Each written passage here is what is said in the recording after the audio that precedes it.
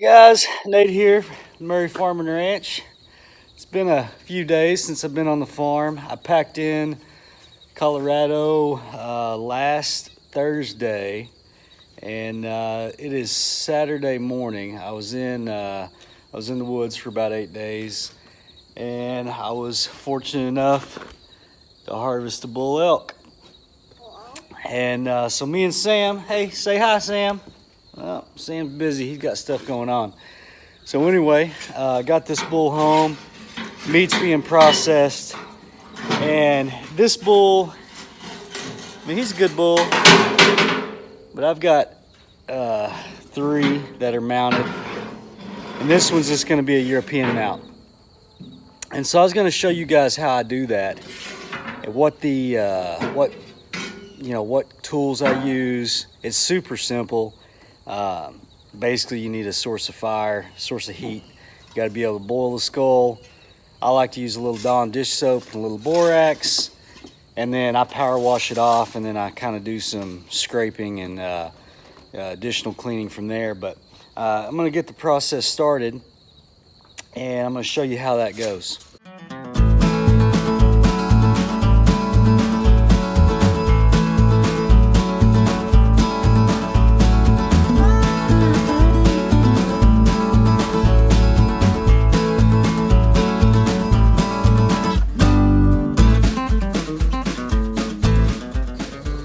So the first step on this thing is I use an old fish fryer. You've seen in our fish frying videos, we've upgraded quite a bit to that Cajun cooker.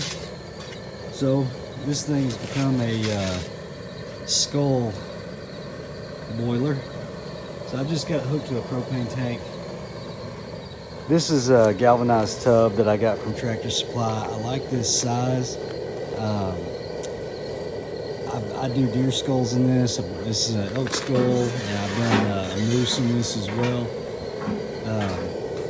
So you just want something that this thing will set down into. When I fill the water level, I really want to get it just right up to these birds. If you boil, up high on this, what's going to happen is it's going to take all the color off your horns, and then you're either going to be left with something that's mismatched, like it's going to be white and look kind of silly, or you're going to have to try to recreate the coloring, which is not easy. Alright guys, so I got this thing coming to a nice boil. Went over to the shop and I got some borax too. So I put some borax in there. Let this thing boil for a little while. See how that's already starting to peel down. All that stuff starting to peel off. I'll get the power washer and I'll spray that, and that stuff will just start coming off like nobody's business. We know, Sam. Show everybody your new hat. You like that hat? All right. So anyway, got some borax, got some Dawn dish soap, and that's what we're going with. All right guys, so I boiled this thing a couple hours, and what we got here is, for the most part, pretty clean skull. There's stuff in here still. There's still a little bit of tissue on there.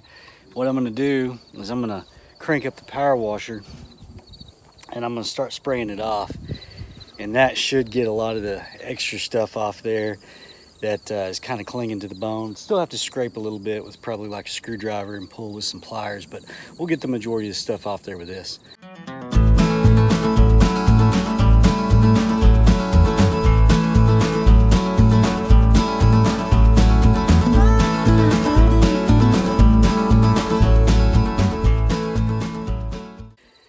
Alright, so you get the picture. I'm just working on this thing, just kind of spraying it off.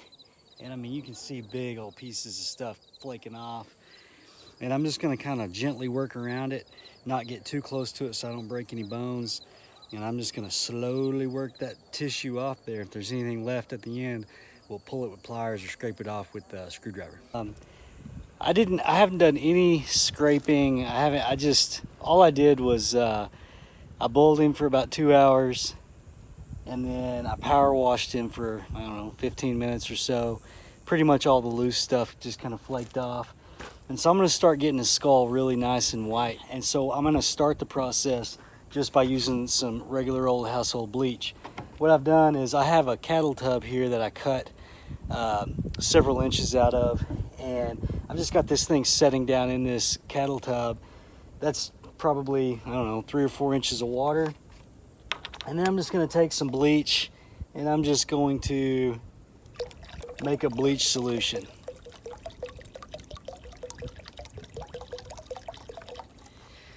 So because this thing is not completely submerged, I'm taking a little paintbrush and I'm just kind of painting on some of the bleach water onto it. I wanted to get you updated back on the elk skull. So like I said, we're bleaching this one out. We're gonna do a European mount. But what I've got now is some 40% hydrogen peroxide. It's basically the same thing with the paintbrush. This stuff is, you can see how thick it is. This is a water bottle cut off, and I've got some in there. And basically what I do is I just take my paintbrush and I paint it on the skull, and we'll just take it and we'll paint it on. I'll leave it out here in the sun, and this thing's gonna get super, super, super white.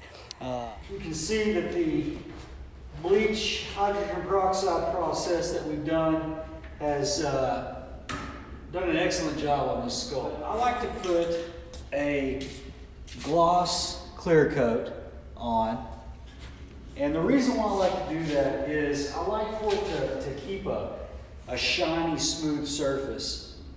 And I feel like when you hang these things up, dust settles and spider webs and so forth, and it gets in the crevices and it gets in the sutures of the skull.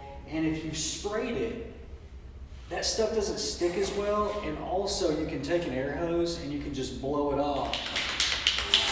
And basically what I like to do is just a light coat.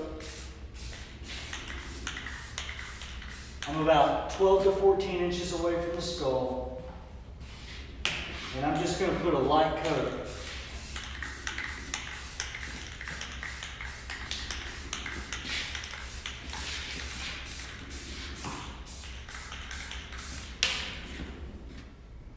So we got the final product there. Looks pretty good. All hung up with our skull hooker. Sorry about that light. Tell you what, that's hard to deal with out here in the shop at night, but looks very good. I'm very pleased with how it turned out. Can't beat that for $15.